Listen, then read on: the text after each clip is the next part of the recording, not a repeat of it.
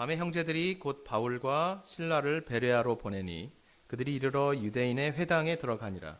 베레아에 있는 사람들은 데살로니가에 있는 사람들보다 더 너그러워서 간절한 마음으로 말씀을 받고 이것이 그러한가 하여 날마다 성경을 상고하므로 그 중에 믿는 사람이 많고 또 헬라의 귀부인과 남자가 적지 아니하나 데살로니가에 있는 유대인들은 바울이 하나님의 말씀을 베레아에서도 전하는 줄을 알고 거기도 가서 무리를 움직여 소동하게 하거늘 형제들이 곧 바울을 내보내어 바다까지 가게 하되 실라와 디모데는 아직 거기 머물더라.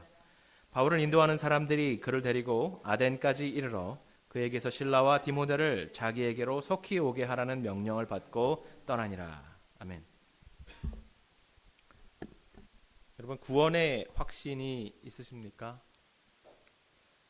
제가 중학교, 고등학교 이 청소년 시절에 저에게 가장 도전이 되었던 질문이었던 것 같습니다. 그랬잖아요. 항상 성경 교사나 또 전도사님이나 오시면 항상 우리 마음속에 큰 부담을 항상 던져주는데 그 열정만 많고 성경을 깊이 연구하거나 뭔가 이게 진지하게 생각하기 어려운 그 시간에 항상 그 질문을 던지는 구원의 확신이 있느냐, 너희가 정말 구원받았다고 확신하느냐, 이게 얼마나 큰 그 도전이 됐는지 정말 모르겠습니다. 그래서 저 자라나서 저도 이제 고등부 교사를 꽤 오래 했는데 고등학생 아이들을 돌보면서 어떤 사역의 하나의 큰 목적이 있다면 바로 이 구원의 확신을 심어주는 것이었던 것 같습니다.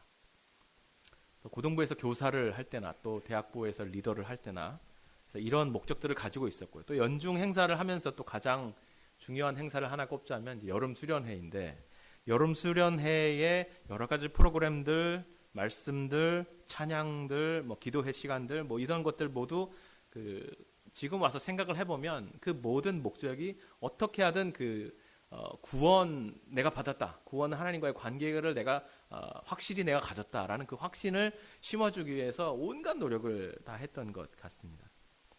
그래서 그 경험을 통해서 학생들 마음속에 내가 구원을 받았다라는 확신을 심어주려는 목적을 가지고 했던 것 같습니다.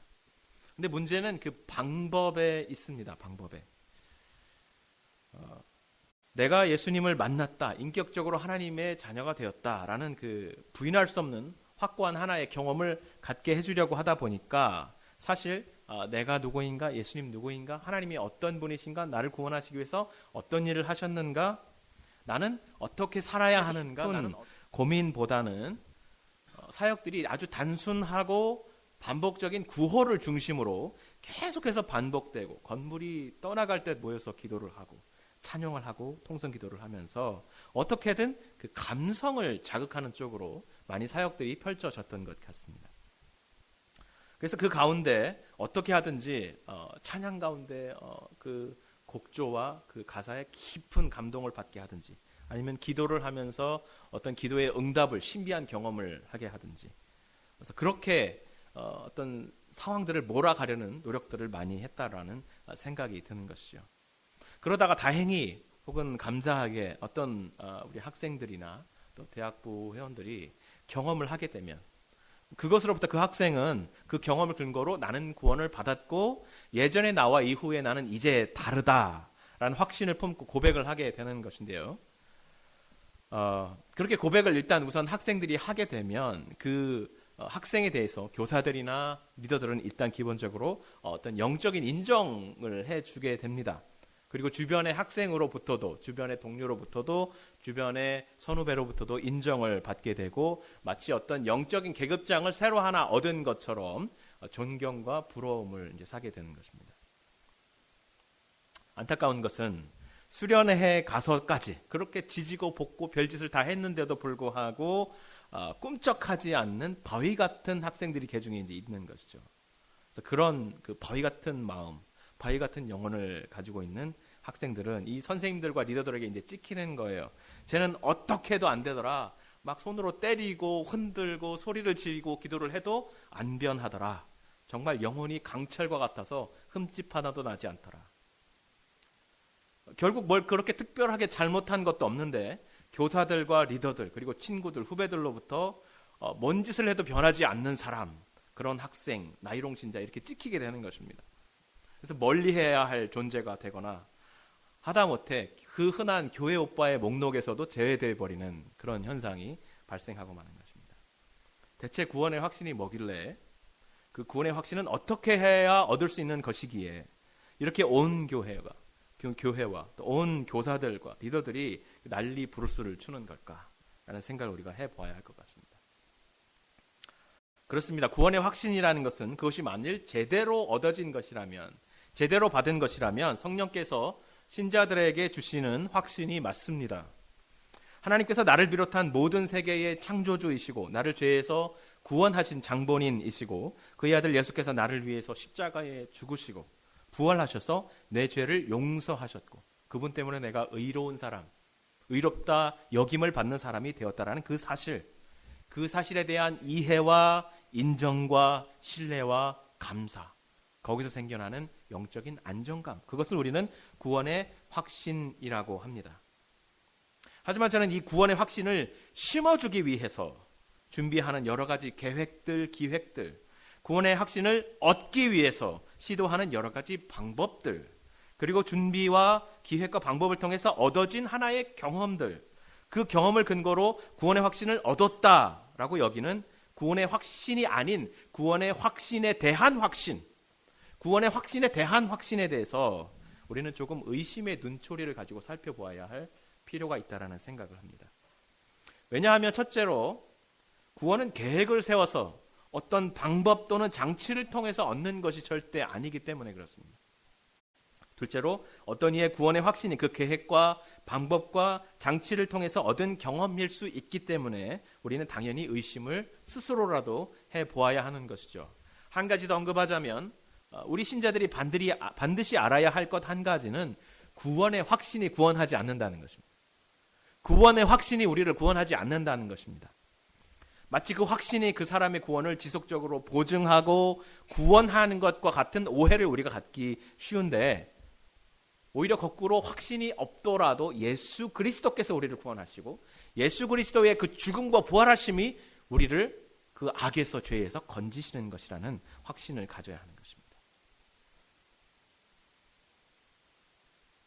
그리고 그 중에 구원의 확신이 있는 사람이라 할지라도 성경은 우리에게 말씀하시기를 두려운 마음으로 그 구원을 매 순간 이루어 가라라고 말해주고 있다는 것입니다.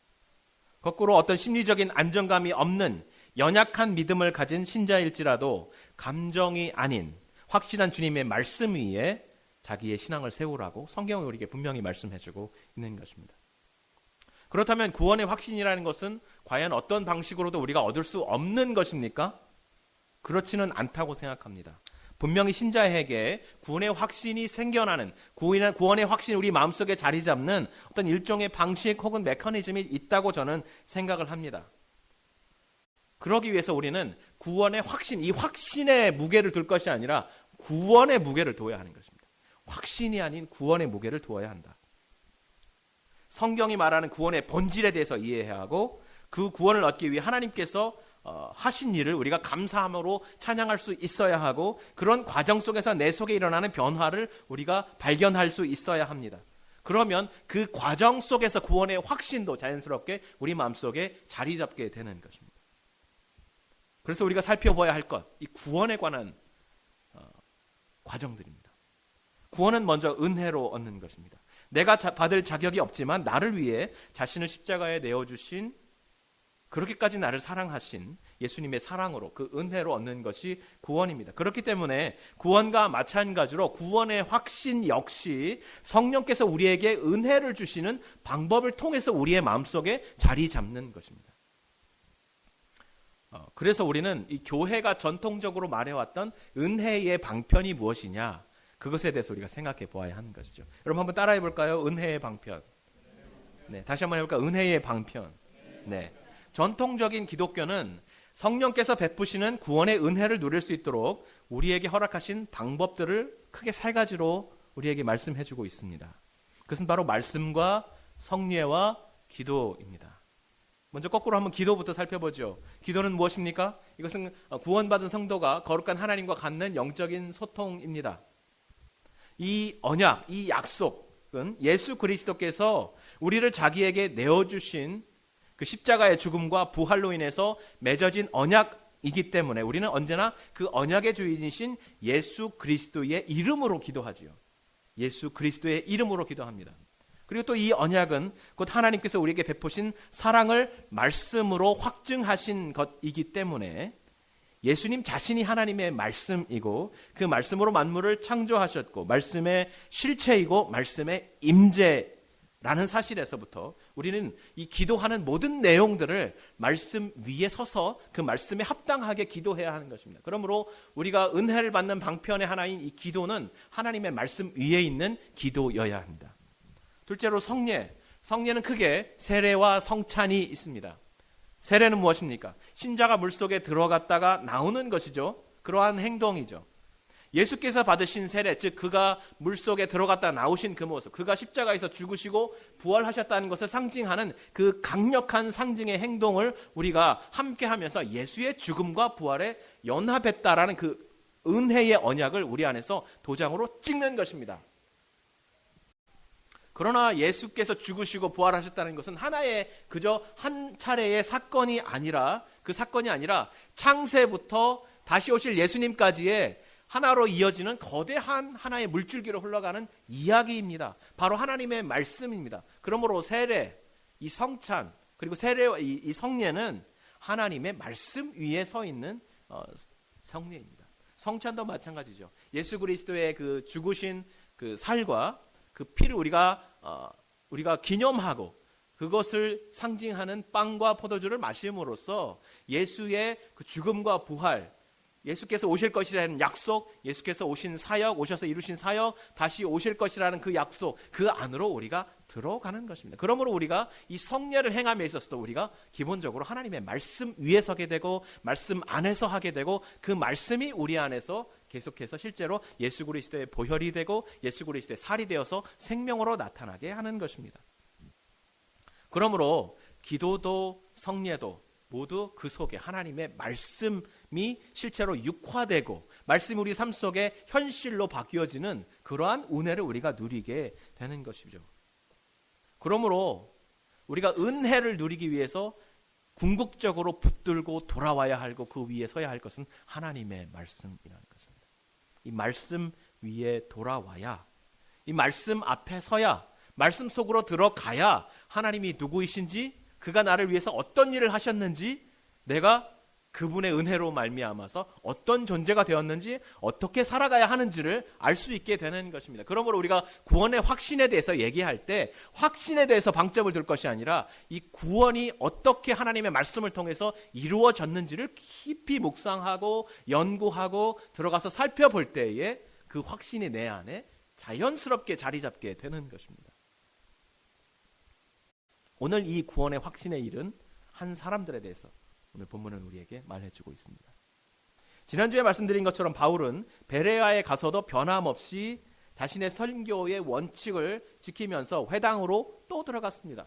회당에 갈 때마다 돌로 맞고, 회당에 갈 때마다 미움을 받고, 회당에 갈 때마다 법정에 수후를 당해서 세워짐을 당하고, 그런 고통을 당하면서도 바울은 여전히 베레아에 가서도 회당을 찾아서 들어갑니다. 아마 바울은 이 베레아의 회당에 들어가서도 어떤 일이 벌어질지 짐작하고 있었을 것입니다. 그를 배척한 유대인들, 그를 미워하는 유대인들 때문에 또 고난을 당하게 될 것이라고 생각하고 있었을 것입니다. 그가 전하는 복음도 여전히 동일했을 것입니다. 지난주에 드린 말씀처럼 유대인들에게 전해져 오던 많은 메시아에 대한 타입들, 구원자, 심판자, 전사, 그리고 우리를 구원하실 위로자, 치료자, 그런 메시아에 대한 이야기들이 많이 있었음에도 불구하고 바울은 유독 그 회당 속으로 들어가서 한 가지 메시아의 모습을 전도했는데, 설교했는데 무엇입니까? 고난의 종으로 오신 메시아. 그가 반드시 십자가에 죽어야 하고 부활해야만 우리가 그를 믿음으로 그에게 연합되어 구원을 받을 수 있습니다라는 그 메시아, 고난의 종의 메시아. 그러나 유대인들은 유독 그 고난의 종의 메시아관을 좋아하지 않았다는 것입니다. 우리를 구원하실 메시아가 죽어야 된다, 고난을 받아야 한다, 그걸 인정하고 싶지 않았던 것이죠. 그 편견이 마음속에 있었던 것이죠. 그래서 분명히 이 복음을 전했을 때 이 고난의 종이신 예수 그리스도, 예수가 바로 그 고난의 종이시다, 죽으시고 부활하신 분이시다라는 말씀을 전했을 때 유대인들은 분명히 나를 또 거역하고 이 복음을 거역하고 그 편견으로부터 나를 핍박할 것이다 라는 기대를 했을 것입니다. 그런데 이 베레아인들은 왜 그런지 모르겠는데 바울의 기대와도 다르고 누가의 기대와도 다른 전혀 뜻밖의 반응을 보였다는 것입니다. 오늘 본문은 이 베레아에 있는 유대인들의 그 성정 자체가 데살로니가에 있는 유대인들과 많이 달랐다는 것을 우리에게 증거해주고 있습니다. 우리 11절 말씀 같이 한번 보실까요? 11절 말씀. 베레아에 있는 사람들은 데살로니가에 있는 사람들보다 더 너그러워서 간절한 마음으로 말씀을 받고 이것이 그러한가 하여 날마다 성경을 상고함으로. 이 더 너그러웠다. 이 비교급으로 사용하고 있죠. 우리말에서 영어에서도 비교급으로 사용하고 실제로 헬라어 원문도 비교급을 사용하고 있습니다. 더 너그러웠다. 그래서 이 너그러웠다라는 말을 우리가 원어로 보면요, 유게네스테로이라는 말인데 이 유는 여러분 그 영어의 율라지라고 하는 말에도 있는 것처럼 좋다는 뜻이에요. 좋다, 좋다. 유앙겔리온이 복음이라는 뜻이잖아요. 좋은 소식, 좋다. 자, 그럼 이 게네스라는 말은요, 사실은 태어나다, 종류, 어떤 그 품종 이런 것을 뜻하는 말인데요. 이 말만 두고 보자면 지금 누가가 사용하고 있는 더 너그러웠다, 한국말로는 아주 그 부드럽게 표현돼서 더 너그러웠다 이렇게 표현하고 있는데 상당히 오늘날의 관점으로 보자면 아주 레이시스트들이 사용하는 말이에요. 아예 품종이 달랐다는 것입니다. 아예 진이 달랐다는 거예요. 유전자가 달랐다는 거예요. 그들의 피가 달랐다. 그런데 왜 실제 의미로는 그렇게 사용하지 않고 실제 의미로는 open minded, 훨씬 더 마음이 열려 있었다, 훨씬 더 아주 고매한 성격을 가진 사람들이었다 이렇게 표현했지만 그 문자적인 의미를 바라볼 때 접근할 때 그 단어가 가지고 있는 충격이 누가에게 바울에게 엄청 컸던 것입니다. 그래서 이런 단어를 사용하면서까지도 베레아인들이 정말 달랐다 라고 말해주고 있습니다. 과연 어떻게 달랐길래, 그들이 어떻게 행동했길래 누가는 이 단어를 사용해서 이들이 완전히 다른 품종인 것처럼 보이는 사람들이었다라고 말하는 것일까요? 첫째로 사도행전의 저자인 누가는 베레아의 유대인들의 말씀을 대하는 태도가 남달랐다라고 말해주고 있습니다. 그들은 데살로니가에 있는 유대인들과는 달리 말씀을 아주 진지하게 받아들였다. 그 말씀을 받아들일 때 열정을 가지고 그 말씀에 대한 진지함을 가지고 받아들였다라고 말하고 있습니다. 11절 말씀이죠. 그들이 간절한 마음으로 말씀을 받고 하나님의 말씀이 들려지면 그 말씀 앞에 그들이 정직하게 서면 그 말씀으로부터 그들의 영혼을 향해 던져지는 그 영혼에 내리꽂히는 하나님의 은혜가 반드시 있을 것으로 그들은 알았다는 것입니다. 그 은혜가 없이는 이 이방 땅 한가운데서 살아갈 영적인 힘을 공급할 수 없다라는 것을 그들은 알았다는 것입니다. 그들처럼 이 이방 땅, 우리 한국 사람의 민족으로 보자면 다른 민족의 땅에서 살아가는 우리 이민교회 역시 우리가 붙들어야 할 것이 무엇이겠습니까? 하나님의 말씀으로부터 매 순간 우리에게 주어지는 그 은혜, 그것이 없이는 살아갈 수 없다는 실존적인 고민을 우리는 가지고 살아가야 하는 거죠. 그러므로 지금 전해지는 이 말씀 앞에 그 기대감과 절박함을 가지고 나와서 그들이 서 있는 것입니다. 성경을 펼쳐서 보는 것에 대한 애착이 있었고 이 말씀 안에서만 우리가 살아갈 수 있는 생명을 얻을 수 있다는 고민을 가지고 있었습니다. 그래서 그 성경을 그들은 상고하고 깊이 묵상했다는 것입니다. 둘째로 베레아의 유대인들은 데살로니가의 유대인들과는 달리 그 마음에 편견이 없었다라고 말해주고 있습니다. 그들은 바울이 전한 그 복음, 고난의 종 예수 그리스도께서 죽어야 합니다. 메시아가 반드시 죽어야 합니다. 그래서 그는 죽으셨고 부활하셨고 정말 예언대로 우리의 메시아, 우리의 구원자가 되셨습니다 라는 그 복음을 들었을 때 유대인이면 당연히 거부감이 나야만 하는 것입니다. 바울도 그 거부감 때문에 한때 그리스도인들을 핍박했던 것이었습니다. 그런데 바울이 그 복음을 전했을 때 베레아에 있는 유대인들은 이상하게 그렇게 거부감, 그들을 공격하지 않았고 그들을 거부하지 않았고 정말 그런가 하여 성경을 상고했다. 그들의 마음에 도대체 어떤 구조로 되어 있길래 그들은 이렇게 거부감을 보이지 않고 편견을 갖지 않고 이 복음을 받아들였을까? 그것이 아주 누가에게 충격적으로 다가왔던 것이죠. 여러분, 편견을 버리는 것은 절대 쉽지 않습니다. 누구나 다 편견을 가지고 살아갑니다. 무슨 얘기죠? 누가가 이렇게 말한 것은, 그들이 편견이 없었다라고 말한 것은 그들이 정말 편견이 없는 순박한 사람들이었다는 뜻이 아니에요. 무슨 말이냐면 그들 마음속에 이 편견이 그들을 잘못된 성경 읽기로 끌어가도록 하지 않으려고 그들은 무던히 마음속에서 싸우고 있었다라는 얘기입니다. 자기 자신의 읽기에 어떤 경향성, 우리는 항상 이렇게 읽어왔고 항상 이렇게 이해해 왔는데, 바울이 와서 말씀을 전하는 설교자가 이렇게 말씀을 전했을 때에 내 마음속에 있는 기존의 생각을 먼저 내려놓고 그 말씀이 정말 그러한가 한번 따져보기 위해서 마음의 부담을 내려놓고 마음의 선입관을 내려놓고 그 말씀을 받아들이려고 마음속에서 자기 안에서 계속해서 싸우고 있었다는 것입니다. 여러분, 하나님의 말씀 앞에 나올 때 우리가 가져야 할 태도가 바로 이것입니다. 내가 기존에 알고 있던 복음, 내가 기존에 알고 있던 생각, 내가 기존에 알고 있던 하나님의 말씀에 대한 이해를 내려놓고 하나님의 말씀이 오늘 나에게 어떻게 도전하시는가를 상고하기 위해서, 여러분, 우리가 무던히 우리 마음속에 인간적인 욕구와 싸워야 한다는 것입니다. 지금 베레아의 유대인들이 그렇게 하고 있었다는 것이죠. 셋째로, 본문은 베레아 유대인들이 성경의 진리를 탐구하는 데 있어서 매우 부지런하고 적극적이었다라고 말씀해 주고 있습니다. 그들이 날마다 성경을 상고했다. 이 말하는 말들마다 다 데살로니가 유대인들과 그 반대, 대조되는 말씀이에요. 그들은 3번의 설교를 들었습니다.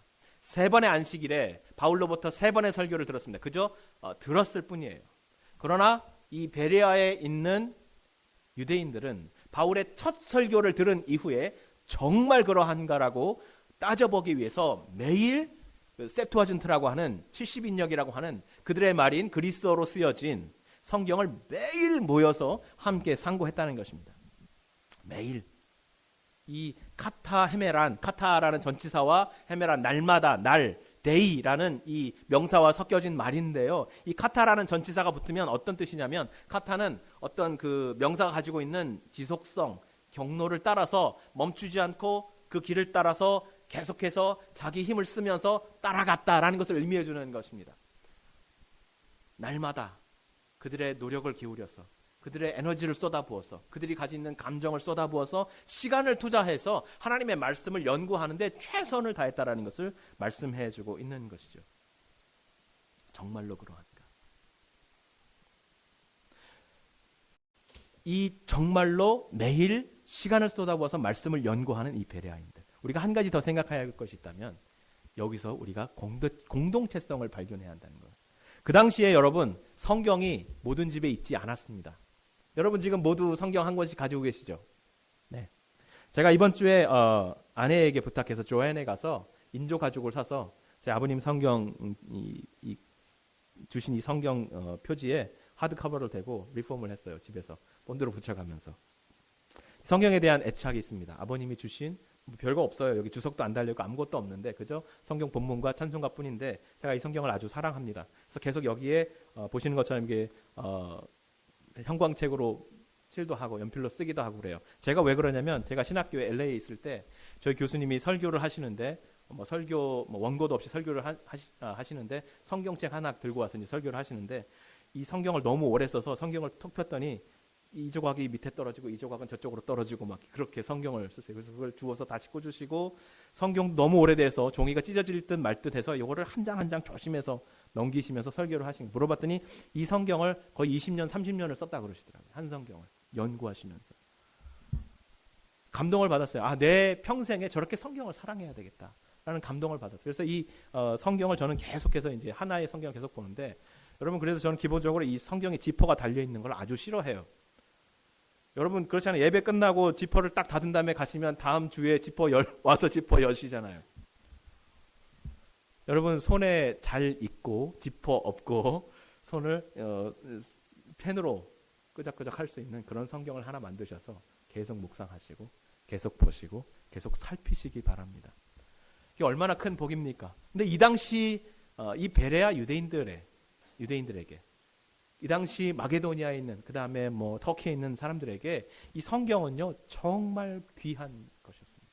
정말 비싼 것이었어요. 그 양피지에 그것도 이렇게 인쇄가 된 것도 아니고 펜으로 일일이 필사를 해서 보는 성경. 그것도 너무 비쌌기 때문에 회당에 한두 개가 있거나 아니면 아주 부유한 헬라인들의 집에 한두 권의 성경이 있었을 것입니다. 그래서 그들은 그 성경을 연구하기 위해서 각자 집에 흩어져서 성경을 연구하신 것이 아니라 매일 날마다 회당에 모여서 날마다 어떤 한 헬라인의 집에, 부유한 헬라인 집에 모여서 함께 교제하면서 함께 떡과 음식을 나누면서 서로를 위해서 말씀을 함께 묵상한 것을 나누면서 권면하면서 서로를 격려하면서 토론하면서 말씀을 묵상한 것을 서로에게 도전하면서 하나님의 이 귀한 말씀, 바울이 전했던 말씀을 정말 그러한가 깊이 연구했던 것입니다.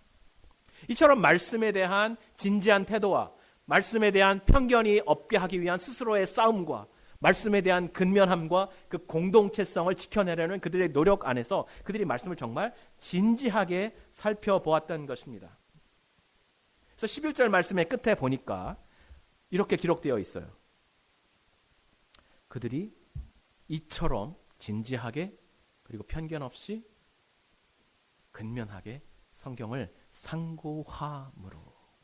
상고하였기 때문에 무엇이죠?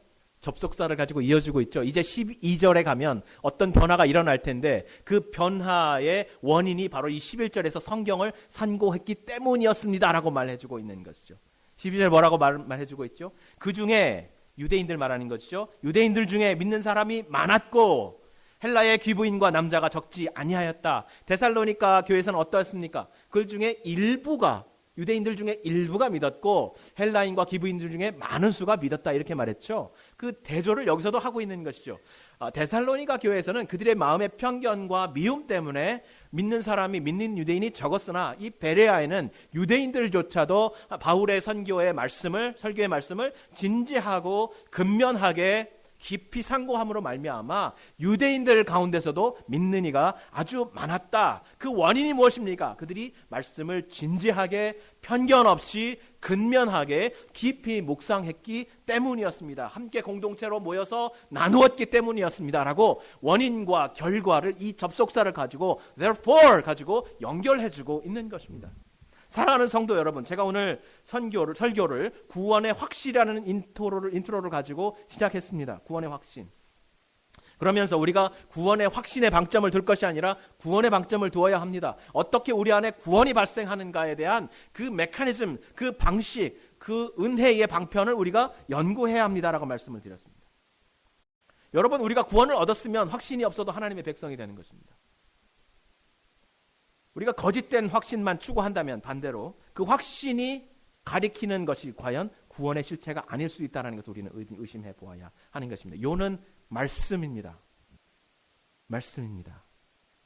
이 베레아의 성도들이 보여줬던 그 말씀에 대한 진지한 태도, 말씀에 대한 편견을 버리려고 하는 정말 필사의 노력과 싸움, 말씀 앞에 매일 다가서는 근면함, 말씀입니다.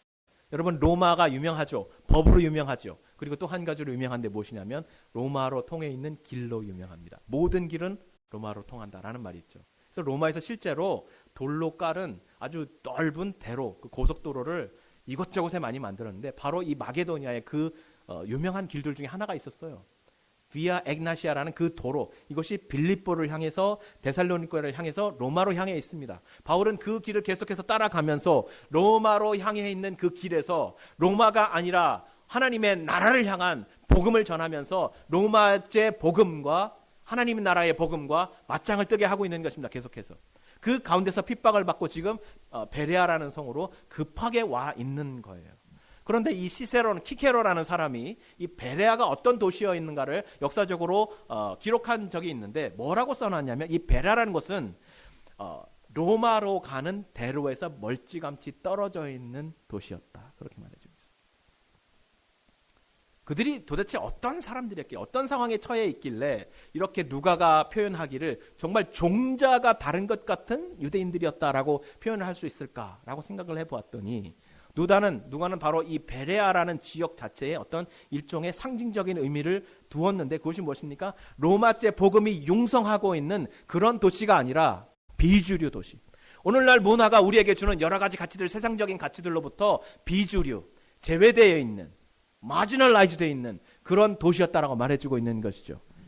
그래서 그랬는지 이 사람들은 로마의 문화에 대한 로마의 법과 로마제 복음에 길들여져 있지 않았다. 그래서 그들은 하나님의 말씀 앞에 나왔을 때 정말 이 말씀의 갈급함을 가지고 있었다. 그렇게 말씀해주고 있는 것입니다.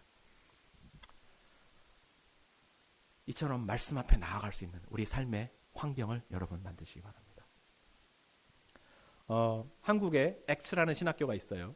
그 신학교에 이한영 교수님이라는 분이 있는데 그분의 딸이 이제 대학을 갈 때쯤에 일어났던 일이라고 해요. 좋은 학교를 가기 위해서 열심히 공부하는데 한 과목에서 F를 맞았다는 거예요. 그래서 그것 때문에 딸이 아주 심각해서 마음 아파서 그 학교를 못 갈 것 같다. 상처를 받고 있는 거죠. 그래서 이한영 교수님과 그 아내 되시는 사모님은 계속해서 아니야, 너는 하나님의 딸이잖아. 걱정하지 마, 염려하지 마. 그러고 나서 이제 주일 예배를 갔어요. 주일 예배를 드리는데 갑자기 말씀에 감동이 되어서 그 아내 되는 분이 막 훌쩍훌쩍 울더라는 것입니다. 예배 끝나고 나와서 교수님이 왜 그렇게 울었어? 물어봤더니 우리는 그동안 거짓말장이었어요 하고. 왜? 뭐가? 우리가 그동안 우리 딸에게 괜찮아, 너는 하나님의 딸이잖아. 하나님의 딸이잖아. 우리 둘 다 말했잖아요. 근데 제가 마음속에 말씀의 감동을 느끼니까 그게 거짓말이었어요. 말로는 하나님의 딸이잖아 라고 말했는데 알고 봤더니 제 딸이었어요. 마음속에는 아이고 F를 받아서 어떻게 그 학교에 가지? F를 받아서 그 학교에 못 가면 어떻게 하지? 이런 걱정이 자기에게도 있었다는 것입니다. 그래서 이한영 교수님이 그 말을 듣고 나도 그랬어. 하나님 앞에 회개를 하고 그 딸을 데리고 나가서 그날 이제 저녁을 먹는 거예요. 딸은 어리둥절합니다. 갑자기 외식을 하자고 그러니까 무슨 일이에요 아빠? 내가 셀러브레이트 하려고. 네? 셀러브레이트이 뭐예요? 네가 C라도 받아왔으면 우리가 C를 받았으니까 셀러브레이트 할 텐데 네가 F를 받아왔으니까 우리가 셀러브레이트 하려고 그런다. 내가 한 가지 고백할게. 엄마와 내가 한 가지 고백할게. 내가 너에게 말로는 너는 하나님의 딸이잖아, 괜찮아 그랬지만 우리 마음속에 너하고 똑같이 이 대학에 못 가면 어떡하지? F 때문에 정말 인생에서 이 세계에서 말하는 그 인생의 그 랭크에서 뒤로 처지면 어떡하지? 그런 생각이 있었다는 것입니다. 그래서 그 펠로베스를 하면서 그래 맞아, 우리는 정말 하나님의 자녀들이야. 하나님의 우리 인생을 인도해 주실 거야. 하나님의 가치대로 살아가자. 그런 생각을 했다는 거예요. 그리고 그 딸이 나중에 이제 대학을 갈 때 에세이를 쓰잖아요. 그 에세이 이런 걸 썼다는 것입니다. 시험을 보는데 갑자기 어디선가 쪽지가 날라왔다는 것입니다. 그 답안지가 날라왔다는 거예요. 그래서 그것을 쓸까 말까 고민하면서 봤는데 마음속에 부담이 되어서 그것을 버렸다는 거예요. 그래서 F를 받았어요. 그래서 나는 크리스천으로서 그렇게 할 수 없었습니다. 그래서 저는 만약에 이 대학에서 나를 받아준다면 그렇게 정직하게 살아가다가 이 사회에서 뒤로 물러나는 사람들을 위해서 격려하고 도와주고 제가 가진 종교의 신념으로 정말 이 신앙으로 북돋아주는 그런 사람이 되고 싶습니다. 라고 에세이를 썼고 그 학교에 합격이 되었다는 거죠. 우리가 함께 같은 길을 걸어가는 것처럼 보이지만 이 세상에서, 그러나 그 세상에서 이 세상이 주는 세상의 위안, 세상 복음, 미국제 복음, 로마제 복음을 받아들인 것이 아니라 정말 하나님께서 주시는 예수 그리스도께서 우리를 위해서 죽기까지 우리를 위해서 희생하신 그 십자가의 복음을 가지고 세상에서 그 가치를 가지고 살아가는 그리스도인들, 그 성도들을 주님께서는 돌봐주시겠다고 우리에게 약속하셨습니다. 그 성령의 은혜의 방편들을 통해서 누리면서 말씀 앞에 나오는 것, 세상제 복음이 아니라 하나님의 말씀의 진리 앞에 계속해서 진지하게 편견 없이 근면하게 나오는 성도들을 하나님께서 돌보시고 그 마음속에 평안과 안정감과 구원의 확신도 함께 주시겠다고 오늘 말씀하시는 것입니다. 이 베레아 성도같이 복음 앞에 나오는, 복음 안에 살아가는, 복음을 진지하게 고민하는, 근면하게 복음 안으로 파고 들어가는 우리 복음의 빛 교회 성도들이 되기를 간절한 마음으로 축원합니다. 우리 한번 기도하시겠습니다.